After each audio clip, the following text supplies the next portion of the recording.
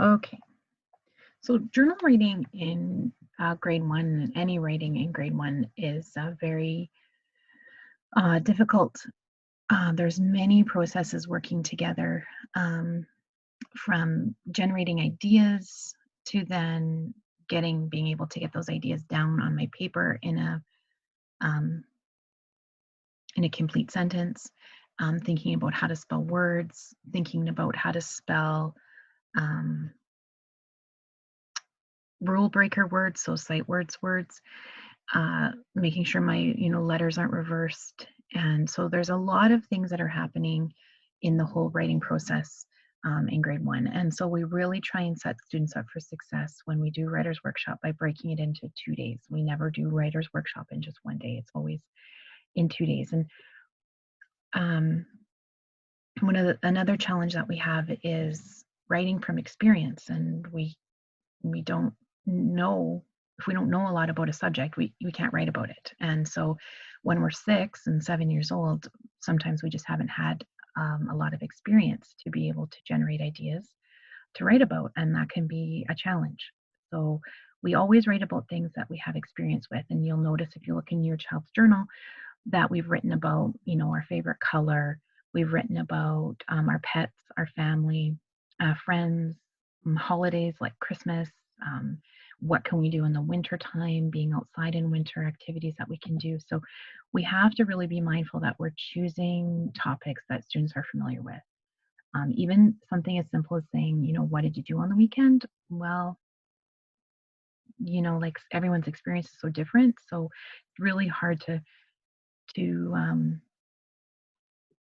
it's really hard to write about something you just don't have a lot of experience with. And so to start off for journal writing at home, we thought, students know a lot about penguins. We have been researching penguins for, the past month. We've been talking about it. We've been reading fiction stories and nonfiction stories. We've been breaking down information into, where they live, their predators, what they eat, what they look like, their physical adaptations that make them adapted to their environment that they live in. So students are very familiar with penguins, very very familiar. So we thought that was a great place um, for us to get started. So on the first day that you do writers workshop, we always start with a drawing, and so normally we'll start off with like a story, or I'll show a short video, or we'll talk about an experience that would just get ideas flowing. And so maybe a good place to start would be to read through your child's research that they wrote, and it just gets those ideas flowing and gets them thinking about the topic. And I thought that might be a good place um, for you to start, would be to maybe review um, those penguin research reports that your student wrote, with the penguin on the outside and then the bellies with all the information, and it just might help to just jog some ideas and get some ideas going about penguins.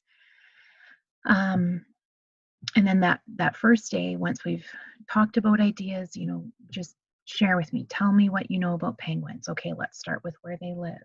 Where do penguins live? They live south of the equator. They can live in, Africa, Antarctica, Australia, South America. Okay, now what do penguins eat? Okay, let's talk about what penguins eat. What are some penguin predators? Let's talk about what um, what penguin predators are. Habitat, they always live near water. Okay, so then we can talk about what do penguins look like. Okay, and when we talk about what penguins look like, it's easy to start from the head down. Okay, they have a large head, right? They have small eyes. They have 3 eyelids. They have a sharp pointed beak. So start at the top and then move your way down. Okay, and so in your drawing, then you're going to want to include as many details as you can, so that on your second day, on the writing day, students don't have to worry so much about generating all those ideas because they're already on the paper.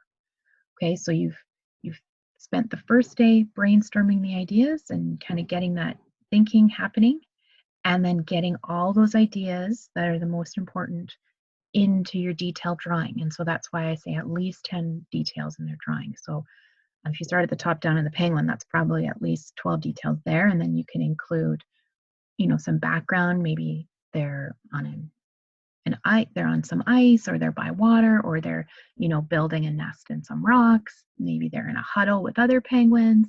Maybe maybe it's an adult emperor penguin and it's holding the egg on their feet. Maybe it's holding a baby on the feet. And what does the baby look like? It doesn't have adult feathers, right? It has gray down feathers.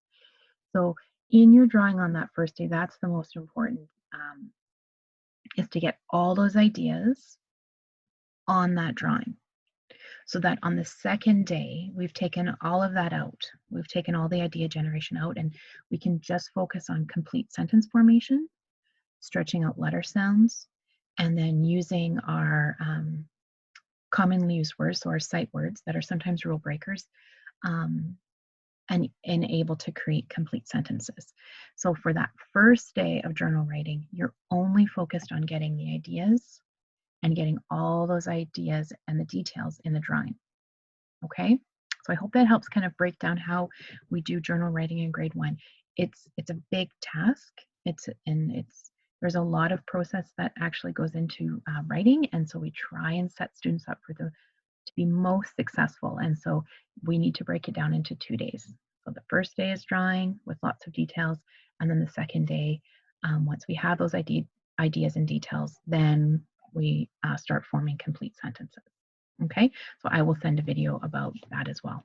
Okay, please let me know if you have any questions on journal writing or anything in general. Okay, thank you.